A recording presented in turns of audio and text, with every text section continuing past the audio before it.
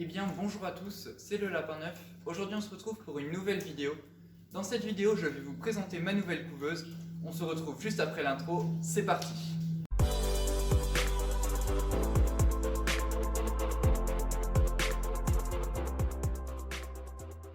Dans cette vidéo je vais essayer de répondre au mieux à toutes les questions que vous m'avez posées sur Instagram notamment. Donc voici la couveuse. Donc, il s'agit d'une couveuse entièrement automatique, fait artisanalement à la main. Donc je remercie vraiment mon père qui a passé une quinzaine d'heures sur la couveuse à la fabriquer.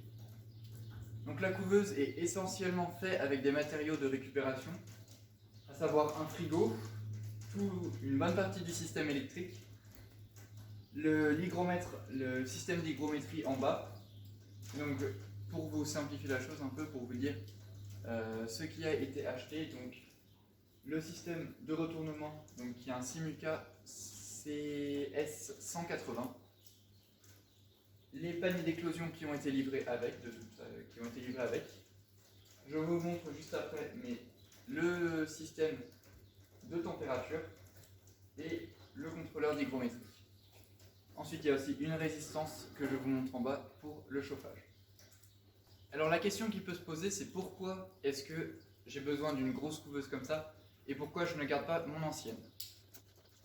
Donc voici mon ancienne couveuse. Donc il s'agit d'une incubator 56 œufs avec température et retournement en automatique. L'hygrométrie était en manuel, elle était vraiment pas forcément évidente à régler, c'était pas précis. Et donc, et puis je pouvais surtout pas mettre beaucoup d'œufs en même temps, je ne pouvais faire, c'était soit mode éclosion, soit mode incubation. Je ne pouvais pas faire les deux en même temps, contrairement à celle-ci. Donc voilà, j'ai décidé, je vais garder celle-là, mais j'ai décidé de refaire une couveuse en plus beaucoup plus grande, qui me permettront de faire quand même beaucoup plus de jeunes. Voilà, alors la première question qui m'a été posée, c'est une question de Matt Gosp sur Instagram. Donc la couveuse, c'est une combien de places? Donc en incubation pour le moment, je peux mettre en œufs de poule 180 œufs, donc en incubation, et je dois pouvoir mettre à peu près le même nombre en éclosion. Ta couveuse, donc toujours Matt Gosp sur Instagram qui pose une question. Tu as eu où ta couveuse, magasin ou fait maison? Donc celle-ci c'est fait maison, comme je l'ai dit, sauf le système de retournement que j'ai ajouté à l'intérieur pour que ce soit plus simple, tout simplement. Ensuite, donc l'élevage du 24 sur Instagram qui me pose la question. Bonjour, comment vous avez fait pour le système pour retourner les œufs? Alors je l'ai dit, c'est le système de retournement Simuca CS180 qui est disponible sur Ducatillon sans la couveuse en fait qui va avec. Donc ensuite la question qui revient vraiment le plus souvent, c'est comment tu l'as fait.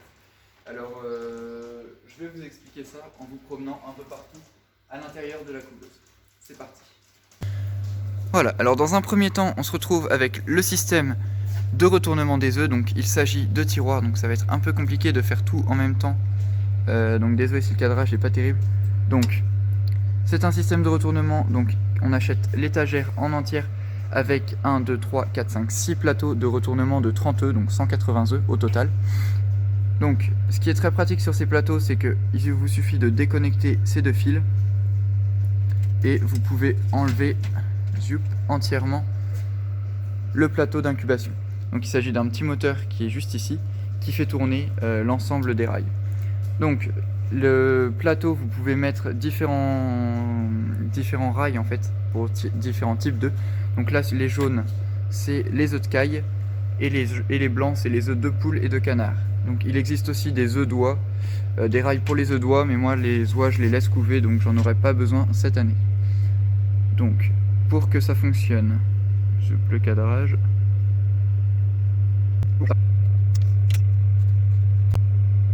Hop.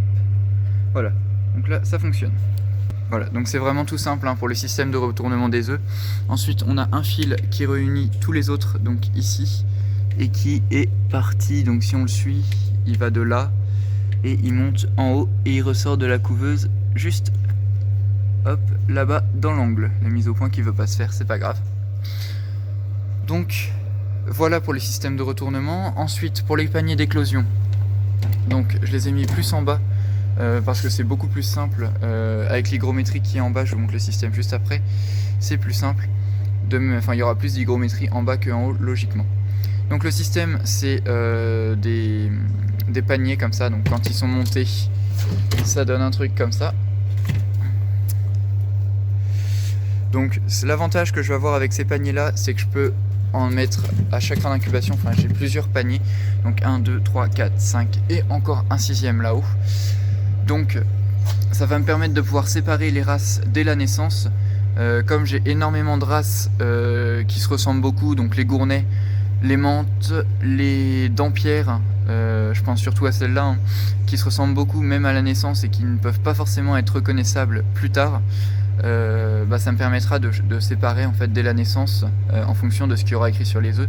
Donc par exemple, je ferai un panier éclosion gournet, un panier éclosion gournet d'ailleurs parce que j'ai 2 souches de gournet, un panier éclosion menthe, un panier éclosion dampierre, et après les autres œufs qui pourront être mis avec. Donc voilà un peu pour le système pour les paniers d'éclosion. Donc ensuite on passe au système en dessous, donc hygrométrie et chauffage. Donc là, je vais vous couper un peu la ventilation pour que vous voyez l'ensemble. Voilà, c'est ça. Alors, il s'agit en fait d'un moteur, d'un ventilateur de chambre froide qui a été récupéré, que mon père a fixé au fond, tout en bas au fond de la couveuse. Alors on a acheté aussi une résistance en céramique, donc pour chauffer l'ensemble de la couveuse. Donc la chaleur va monter et l'hélice va propager un peu la chaleur dans toute la couveuse. Et ensuite, donc ça c'est provisoire pour le moment, le système d'hygrométrie, donc il s'agit d'un bac qui fait chauffer l'eau au fond et qui fait évaporer grâce à la résistance. Alors là-dessus, il reste encore quelques petites modifications à faire, des petits réglages et tout, mais ça va se faire assez rapidement et assez facilement. Donc ça c'est pour l'hygrométrie, et d'ailleurs ce bac sera remplacé très bientôt, et là on devrait le recevoir début février, par un bac qui est fait par électroaimant je crois, qui dégage de l'hygrométrie en fait, donc un vaporisateur. J'ai aussi oublié de vous dire, mais tous les fils, voilà, vous voyez, sont branchés, et ils repassent après au fond, donc par des petits trous dans le frigo, voilà, ici. Et donc, voilà, comme ça, tout est branché au même endroit. Et donc, je vous montre un peu où tous les fils se rejoignent.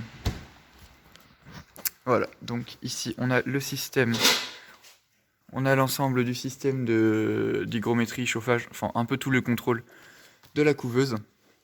Donc, le boîtier, ça, c'est de la récupération. Donc, on a, ça, c'est le système de retournement qui est branché. Donc, ça doit être la coupure générale, c'est ça. Donc, voilà. Donc là, on a une coupure générale, ça fait tout sauter en cas de problème.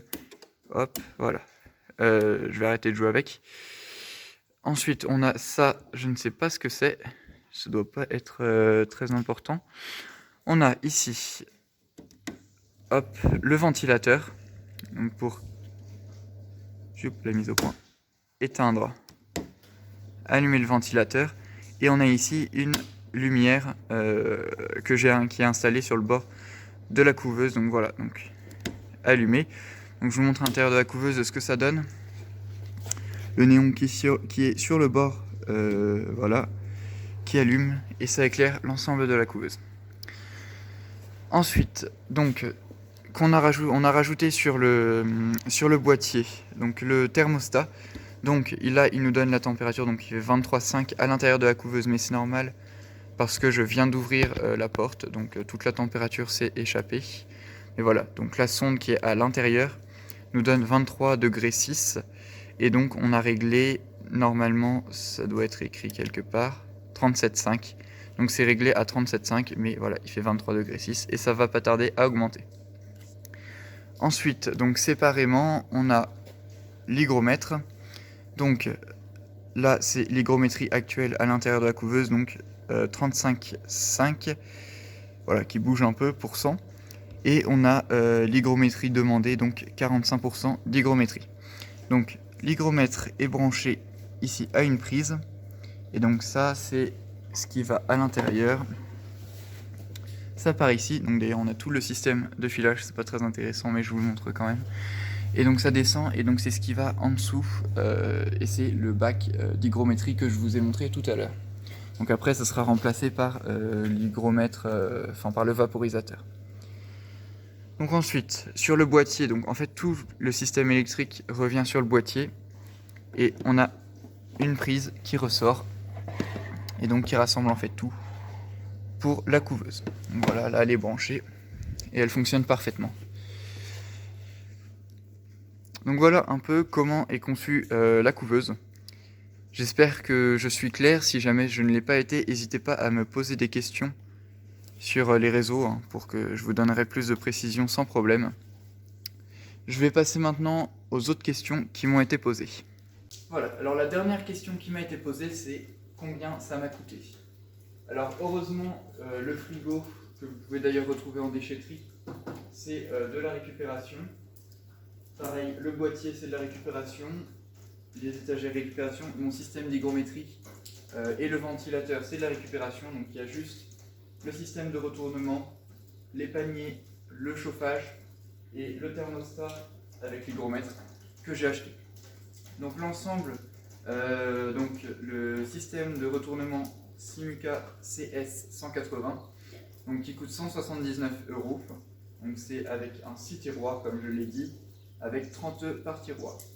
Et il fait un tour toutes les 4 heures. Donc à cela, vous ajoutez le système d'hygrométrie, donc l'hygromètre qui m'a coûté 44 € et le brumisateur que je n'ai pas encore reçu qui a coûté 10 €. Donc pour le système d'hygrométrie, vous comptez 54 € environ. Enfin, le système de chauffage, donc de régulation de la température. Donc le régulateur qui est sur le côté de la couveuse m'a coûté 22 € et la résistance qui est tout en bas m'a coûté 25 €. Donc ça fait un total de 47 € pour le système de chauffage. Donc au grand total sur la couveuse, vous comptez 280 € pour le tout, mais c'est quand même vraiment pas très cher par rapport à tous les œufs que je peux mettre dedans. Oui, vraiment à tous les œufs que je peux mettre dedans. Et puis je sais que si jamais j'ai envie, je peux racheter encore des étagères et en remettre, remonter celle-ci jusqu'en haut et remettre des étagères en bas. Et en fait, il me suffirait de refaire un autre à côté pour les paniers d'éclosion. Voilà, alors j'espère vraiment avoir répondu à toutes vos questions et avoir été bien clair. Si ce n'est pas le cas, n'hésitez pas à me poser d'autres questions en commentaire, j'y répondrai, bien entendu.